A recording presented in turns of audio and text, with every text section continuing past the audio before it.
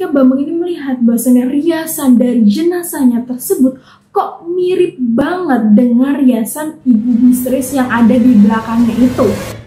Halo semuanya, kembali lagi sama aku Agnes yang akan mengajak kalian untuk membahas kisah-kisah horor, misterius, kriminal, dan juga terkonspirasi. And selamat datang buat kalian yang baru aja mampir di channel YouTube aku. Jangan lupa nih untuk klik tombol like, komen, dan juga subscribe serta share ke teman-teman kalian. Agar apa? Agar aku bisa terus banget upload video tiap hari.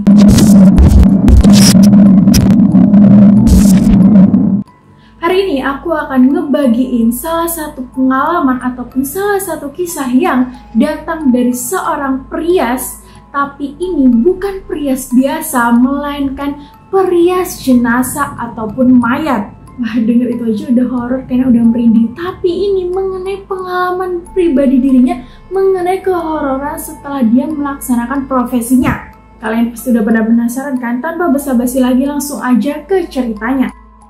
Oke, jadi ini tuh ada pengalaman dari salah satu petugas perias jenazah ataupun mayat yang ada di salah satu rumah sakit. Namanya kita samarin aja ya, sebut inisialnya aja Bambang lah gitu.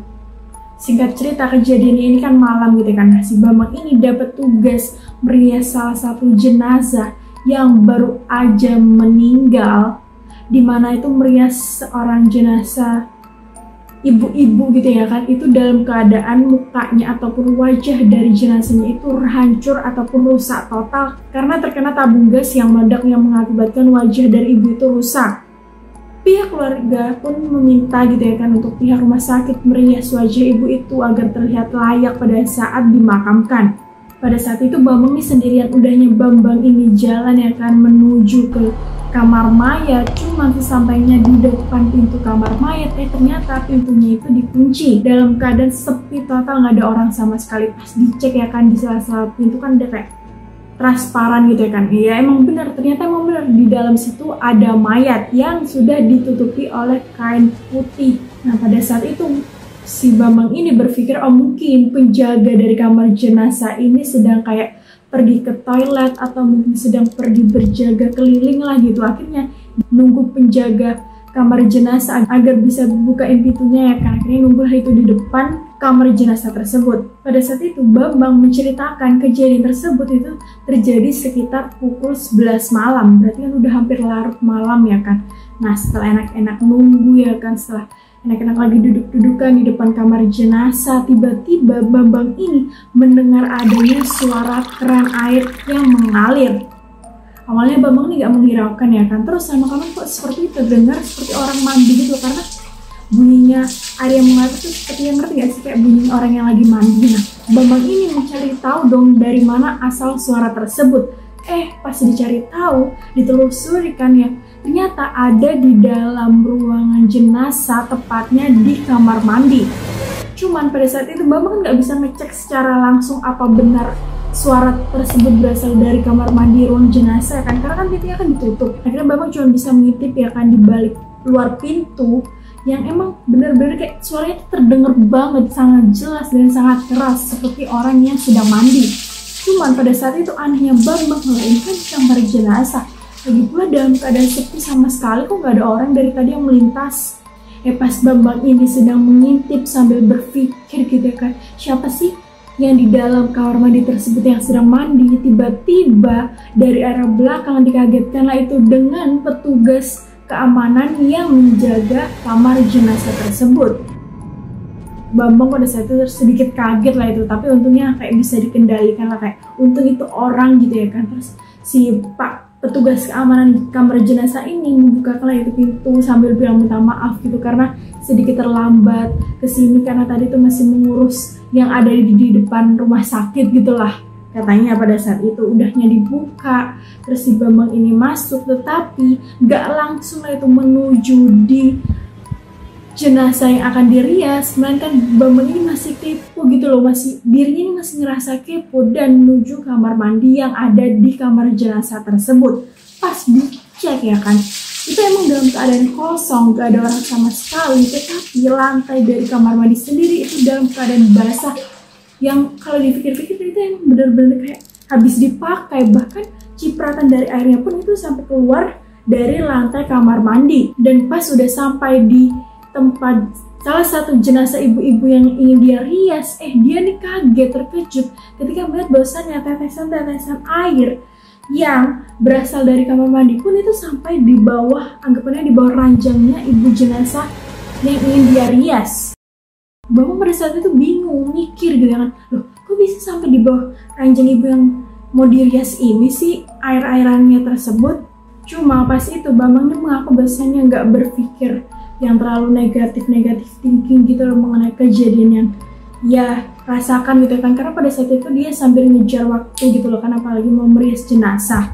Nah pas ngebuka jenazah ibu tersebut, pas mau dirias ya kan, Bambang ini sedikit terkejut dan sedikit kayak ngerasa dilema gitu loh anggapannya, karena mukanya ibu ini sendiri itu tuh dalam keadaan yang bener-bener rusak, hangus, bahkan kayak nggak bisa bedain di mana alisnya, mana matanya, mana hidungnya, karena udah bener-bener hancur total. Dia nih sampai bingung cara meriasnya gitu agar terlihat yang cantik. Dan di tengah kebingungan dan dilema dari si Bambang ini untuk merias wajah si ibu tersebut, tiba-tiba adalah itu ya yang mengetuk pintu kamar jenazahnya. Awal mulanya si Bambang ini ngiranya itu merupakan Pak petugas keamanan yang tadi yang sebelumnya itu kan datang lagi. Pas dibuka pintunya itu ada seorang wanita yang kalau dipikir itu usianya 30 tahunan ke atas lah, itu dalam keadaan wajahnya ini pucat tapi berias ya kan, sambil kayak matanya nih sedikit kayak berkaca-kaca. Pas ditanyai sama si Bambang ini, "Oh Bu, ngapain di sini?" Terus katanya si ibu-ibu yang tanpa identitas tersebut bilang, "Oh saya ini adalah salah satu anggota keluarga dari jenazah ibu yang terkena ledakan tabung gas ini. Saya di sini ingin membantu Mas gitu ya kan untuk merias jenazah si ibu ini gitu kan." Terus si Bambang ini bilang, oh boleh Bu, silakan masuk, karena kan menurut Bambang kan ini kan merupakan keluarganya gitu kan, siapa tahu kan bisa tahu gitu ya kan mengenai wajah ataupun bagaimana merias bentukan dari si ibu jenazah ini. Udahnya akhirnya si ibu-ibu misterius tersebut masuk bersama dengan si Bambang ya kan untuk merias jenazah dari ibu-ibu yang sudah meninggal. Nah si ibu-ibu misterius itu berada di belakangnya Bambang itu kayak ngasih anggapannya instruksi gitu loh bagaimana merias jenazahnya tersebut. Nah pada saat sambil ngasih tahu ya kan step by stepnya mengenai merias jenazahnya tersebut, Bambang ini sambil kayak bingung gitu loh, berpikir kok ibu-ibu misterius ini sambil ngomongnya ini tapi dengan suaranya amat halus ya kan. Juga suasana di dalam kamar jenazah ini menjadi lebih hawanya ini beda dari sebelumnya. Terus juga ibu ini dalam keadaan menunduk dan juga tatapan kosong serta wajahnya ini pucat. Cuman pada saat itu si Bambang ini kayak menghilangkan lah itu pikiran-pikiran negatif yang ada di dalam otaknya.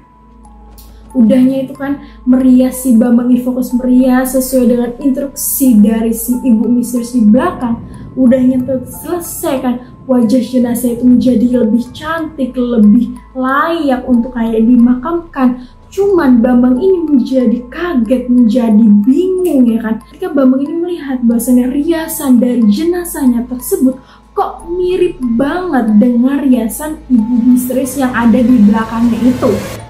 Wah, Bambang waktu itu langsung kayak shock gitu kan, langsung kayak, hah kok bisa gini ya? Pas dinoleh ke belakang, berusaha nanya kan kepada ibu misterius yang ada di belakangnya, pas berusaha noleh, ternyata nggak ada ibu misterius itu. Jadi kayak di dalam situ hanya Bambang dan juga jenazah dari ibu yang terkena ledakan tersebut. Dan benar-benar ibu misteriusnya tuh nggak tahu hilang kemana, tuh nggak ada sama sekali. Dan pada saat itu Bambang mengira bahwasanya ibu-ibu misterius tersebut merupakan arwah dari ibu-ibu jenazah yang ingin dirias oleh si Bambang tadi.